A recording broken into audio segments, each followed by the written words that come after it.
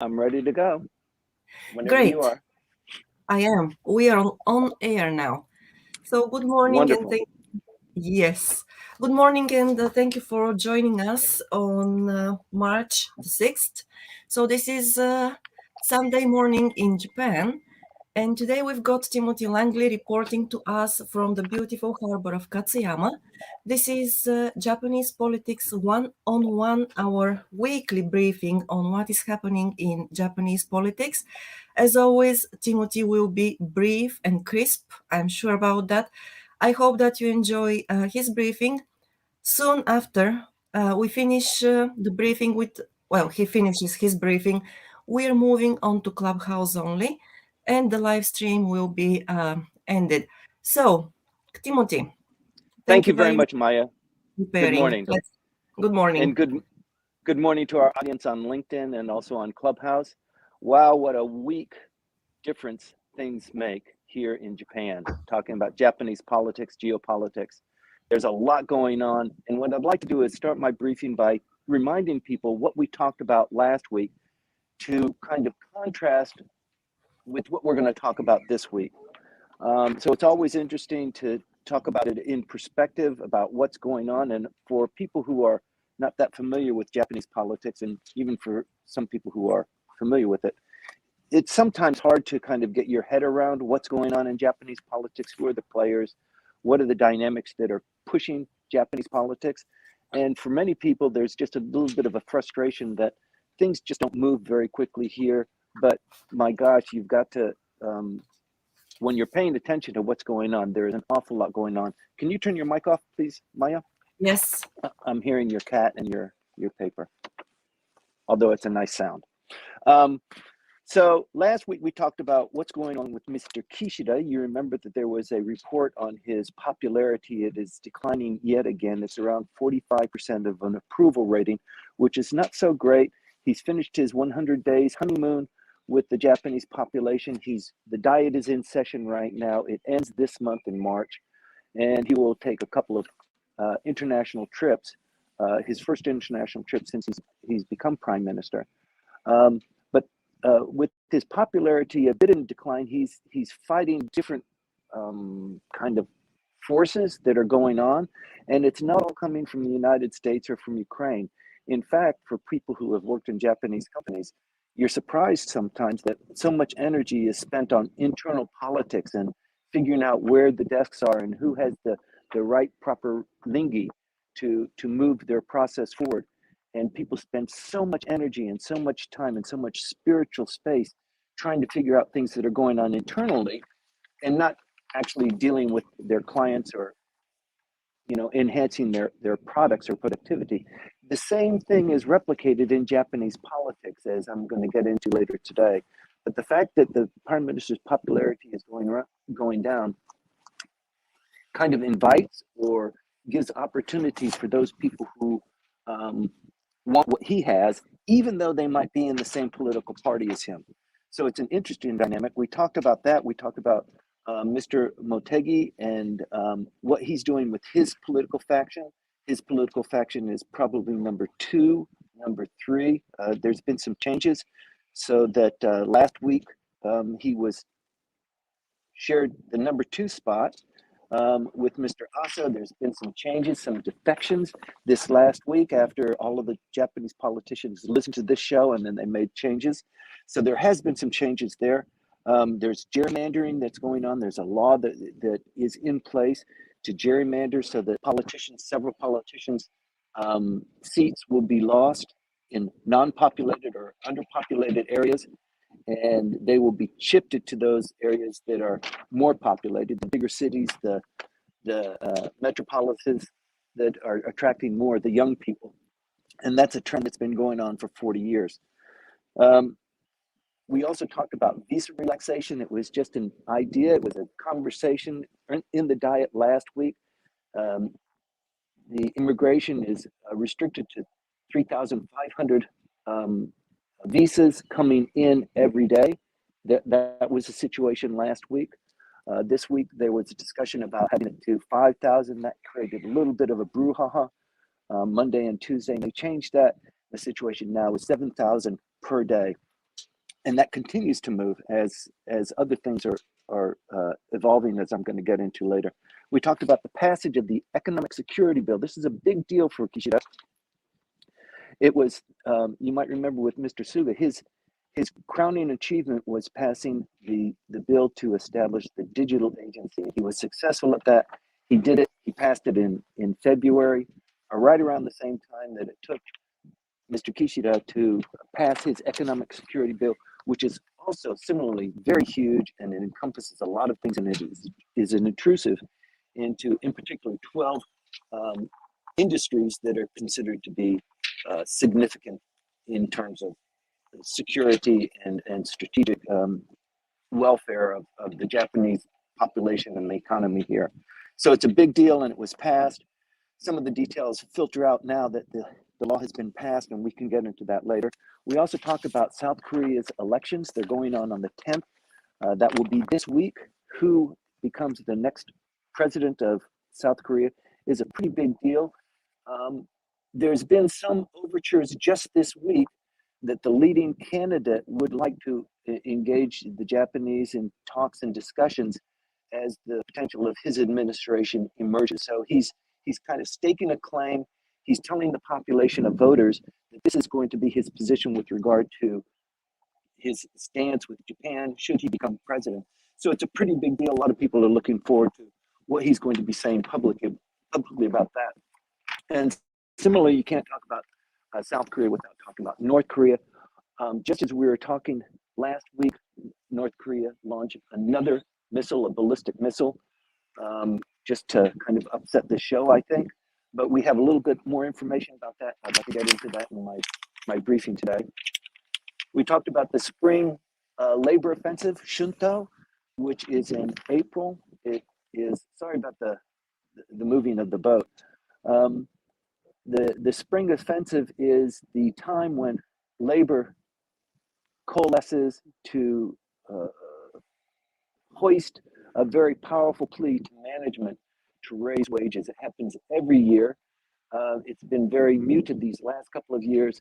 This year too, it seems it's going to be muted because the proposals were made and they were accepted. So a 4% raise across the board for the large Japanese companies. Most of the smaller companies will follow in suit. There are some companies that do far better than that. Those companies that are involved in finance and also in high technology, some of the new companies that are going for IPO in order to attract and retain their staff, they pay above market. But the spring offensive is something that it sometimes can be very disruptive. It doesn't look like it's going to be that disruptive this year. The decisions have already been made, and the companies, including Toyota, have accepted that. We've got more news on that. Two more items that we talked about in pretty good detail last week. Taiwan relaxed its restrictions on food imports from Japan, and that has been going on for 12 years since the triple disaster in Japan, the tsunami, the nuclear explosion, and the earthquake, and the dusting of nuclear radiation on foodstuffs and fruits, that sort of thing, in Fukushima. So as a consequence of that, I mean, there was a big panic throughout the world, particularly in Southeast Asia, and particularly with regard to foodstuffs. So there was a panic with foodstuffs throughout all of Japan. They relaxed that, and they limited it mostly to the area around Fukushima, and that's been going on for a long time. Japan has used its negotiation ability in the beginning of discussions for reestablishing TPP, the Trans-Pacific Trade Partnership, and they've been able to extract the neighboring countries to relax this restriction on very important food exports from Japan. So Taiwan did that this last week. It looks like South Korea and some of the other countries might follow in lockstep because the trade is so important, and also it's been 12 years since that national disaster. They've done a lot of remediation there, and it looks like the foodstuff and the exports are going to continue. That's a big deal. Mr. Kishida, in another kind of a stumble, he's had a couple of stumbles. One of the stumbles was the nomination of the Sado Island mining facility to be on the UNESCO site. He initially declined to push that through, thinking that, or believing that it would upset Japan-South Korean relations because of the history there and the incursion of Japan into Korea during the pre-war period and the importation of laborers into Japan, many of whom were assigned to the Sado Island mining operation. So he wanted to soft pedal that. He didn't want to push that out, especially when the South Korean elections were coming around. Mr. Abe and his group said, no, you've got to be firm. This is something of great national pride for Japan. Just because some Koreans might be upset about that because of their interpretation of what history was, which is different from our interpretation, stick to your guns and go forward with this. There was a bit of a brouhaha. It lasted about a week, maybe 10 days. And Mr. Abe won on that one. So it makes the prime minister look a little bit weak, and it reveals some of the factional infighting that's going on. He doesn't have full control of the ship. And this is going to come out a little bit more in today's briefing as well. And finally, last week we talked about Ukraine. It actually took up a good portion of our briefing, but the reason why we kept it to the back was because, number one, we thought it might take a little bit more time, but also we're only days into the Russian invasion of Ukraine. A lot of things were undecided. It was a lot of concern, a lot of fear going on there. That has only been enhanced with the passage of a week, and there's been some great movement forward there. So that's what we talked about last week. Now I'm going to talk about what we're going to talk about this week. There's a lot going on. If you're following Japanese politics, there's never a dull moment, and this week has been particularly active. So I mentioned about Mr. Kishida and the factions and how Japanese politics is just almost a mirror representation of what goes on in Japanese companies. Japanese politics is not divorced from Japanese culture and Japanese society. So what goes on in Japanese politics comes out of how people work, how the country works, how society does things, how decisions are made. It's just at a different and a refined level. So in Japan, the Japanese politics is dominated by the LDP. The LDP consists of about 7 different factions, and it's unfortunate. It's concerning. It generates lots of consternation when the country is faced with so many very key issues, geopolitically and locally as well, that they spend so much time infighting and trying to figure out who's on first base, who's on second base, how can I get on second base if I'm only on first base. That sort of maneuvering and really bare knuckle fighting goes on in the background. Unfortunately, it's not so much reported in Japanese press unless you're really deeply following it, and a lot of people are just not that interested in it. But it does define how things get done, and as a consequence of that, how things happen. So we talked earlier about the number of immigrants allowed, the visas being issued, 3,500. It's been that way for several months, and the desire of the business community to kick that up so that we can have more trade going back and forth and people traveling back and forth too. So there's a lot of reciprocity internationally. If Japan is not going to allow business travelers to come in, they are similarly restricted from going to other countries too. So there's a huge push to do that. So just in the span of about a week, we went from 3,500 to 5,000, and the 5,000 lasted maybe 2 or 3 days, and then it went to 7,000. And there's a lot of reasons for why that happened, but one of the reasons is because what's going on in Ukraine is generating a lot of concern. There are 2 things that are going on there. One is initially Sunday of last week, the Ukraine embassy posted a message on their webpage. If you're concerned about what's going on in Ukraine and you want to come and you want to help do something about it, you want to fight for freedom, come on over, send us your application. That lasted 2 days, and then that was pulled. So the Ukraine embassy was, and it's not just here in Japan, but other places too. If people are really concerned about freedom fighting and they want to be involved, there is an avenue to do that. The second thing that happened is that Japan, it's sometimes it's just so astounding how things happen so quickly when we complain so much about how things just don't happen. But Japan opened its doors to refugees from Ukraine. So this happens so rarely. I mean, there were of 4,000 applications for amnesty or for refugee status last year in 2020. Actually, 47 people were allowed into Japan under special visa requirements. Now the Japanese are saying if you know from Poland, if you've got these refugees, they need a place to go. Japan is going to be participating in that. It's probably a combination of what they're doing in conjunction with the United States and other G7 countries that they're trying to relieve the pressure there. But for Japan to do that so quickly, it's really pretty astounding. So the 7,000, the number from 5,000 to 7,000 that occurred just this last week does not include the numbers that would potentially be coming in from Ukraine.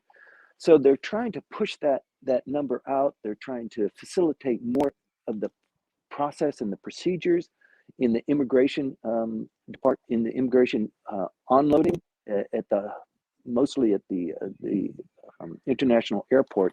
But it's a very big deal, and Kishida is under a lot of pressure to enhance that and to get more and more people going. You know, the Japanese have come around and they've decided that they can't kill COVID. It's zero tolerance does not work. Just the economy suffers as a result of that. So it's more like living with COVID going forward. They've decided that in the supplementary budget last year, and moving forward now, they've decided that they're going to decline that a little bit. So it impacts what is going on with the government's response to COVID. And that's one of the other things that's on my list to talk about today. So currently there are 31 countries that are prefectures that are in quasi-emergency status. That quasi-emergency status ends for 20 of them today. And now their quasi-emergency status falls. The governor has less ability to control companies and drinking establishments, hotels, to do what he wants to do to keep that number down. It's more relaxed, so the business, the economy should be starting to take off as a consequence of that. But the prime minister has also extended by 2 weeks for 10 prefectures for this quasi-emergency status. This is, yeah, it's not great because now we're headed into spring. It is March. The fiscal year starts in April. There are more than 4,000, 5,000 international students who are scheduled to be here for courses that start this year. And there are more that have been waiting for last year that haven't come in. So all of the schools, the universities, the international schools that have teachers that are supposed to be teaching there, students who are supposed to be rotating in and rotating out, there's just been a stoppage there. So it's a huge deal. It's a big deal for Mr. Kishida. It's one of the things that's really bothering him, because the reason why his popularity fell from maybe 51% to 48% in the span of about 3 weeks was because of his response to COVID. So the Japanese population and his standing in the population, his appreciation among normal Japanese people, is guided significantly by what he does with COVID. And most people want it to be hammered down a little bit. They want him to be tougher on COVID. They want fewer foreigners to come into the country. They don't want people spreading it. And the quasi-emergency status for the most of the prefectures is appreciated by most of the voters. It's a complicated mix because the economy is suffering too, and he's got other things coming up, including the upper house election in July. So there's a lot of forces that are going on kind of against him. Toyota, you might have recalled, had a cyber attack on Monday. I guess the people who were pushing those buttons,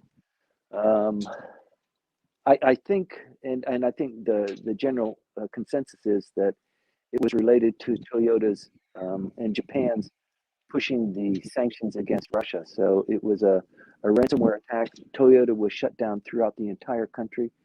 Toyota, in responding to the Japanese government push to punish Russia for its incursion, has closed plants, has done work stoppage, has stopped importing or exporting into Russia and Belarus.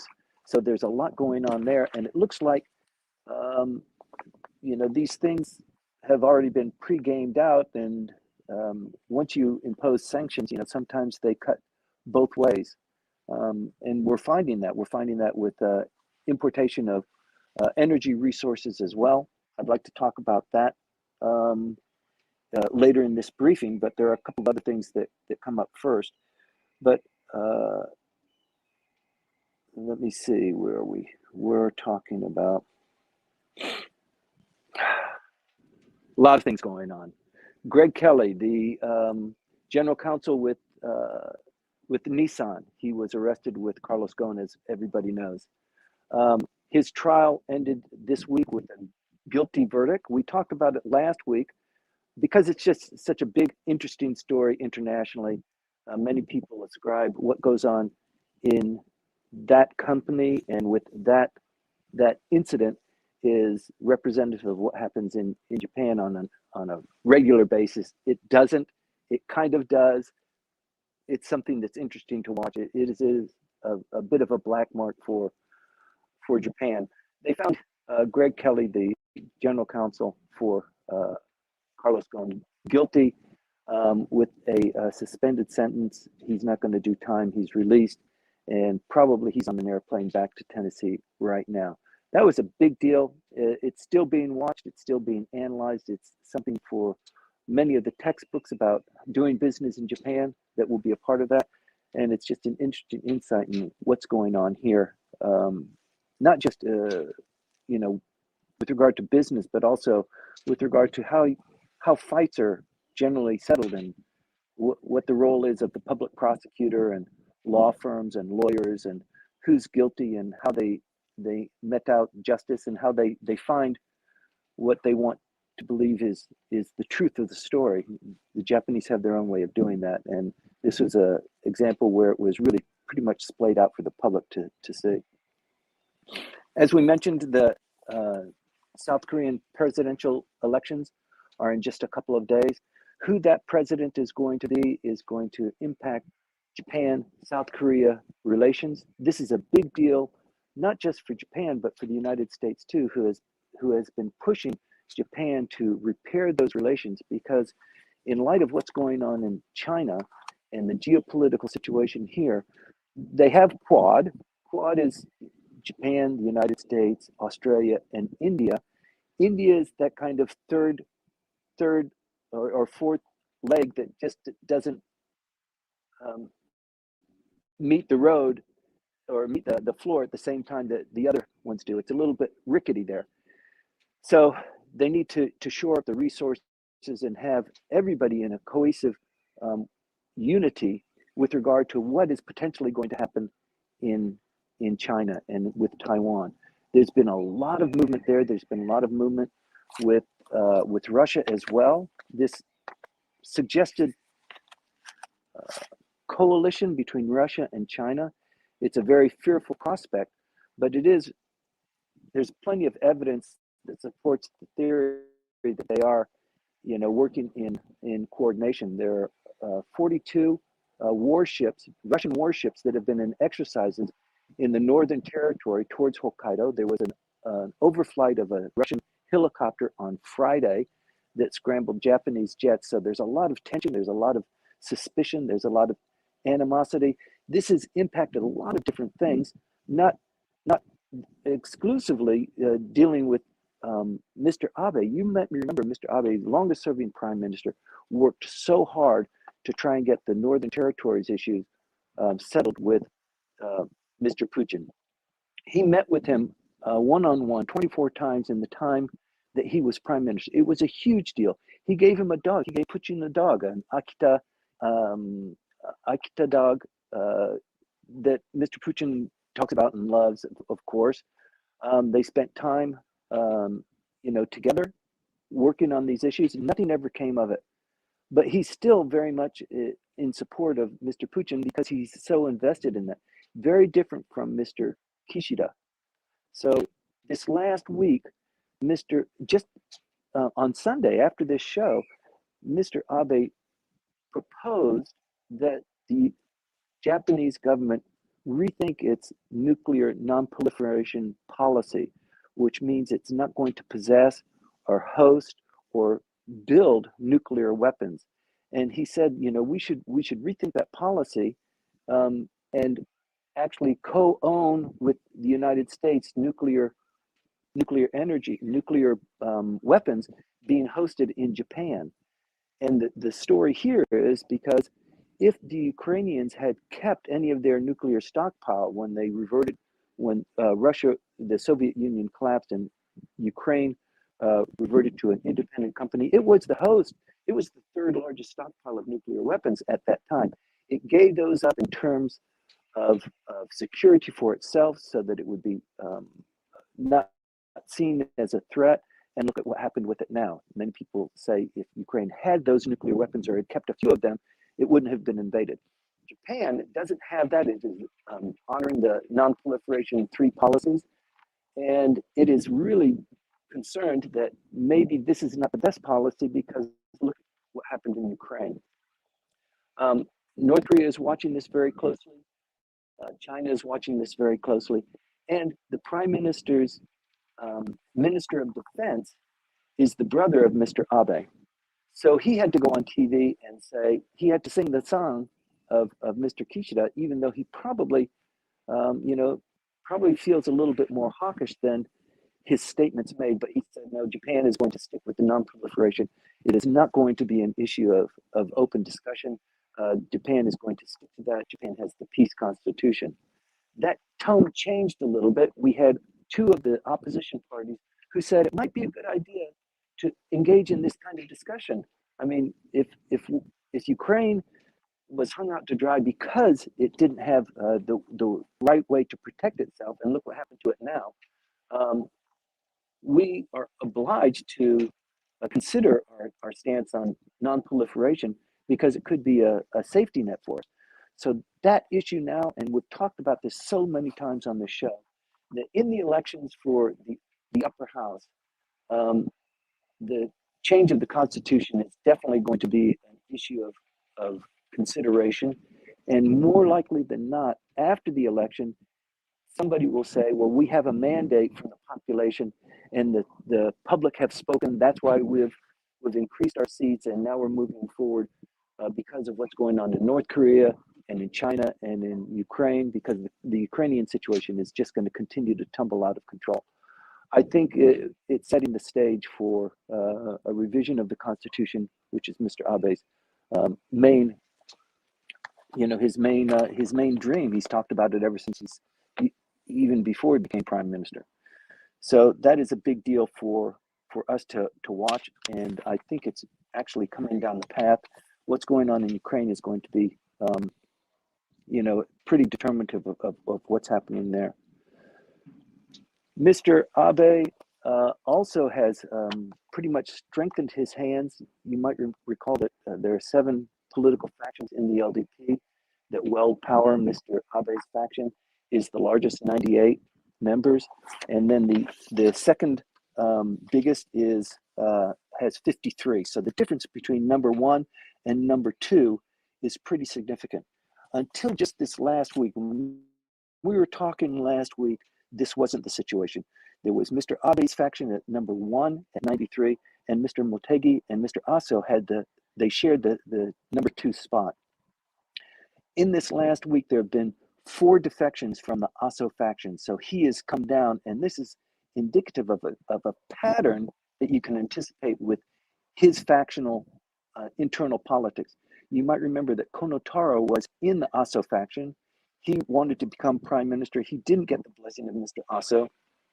And as a consequence, it's kind of caused a little bit of disruption there. There is this realignment among the political factions.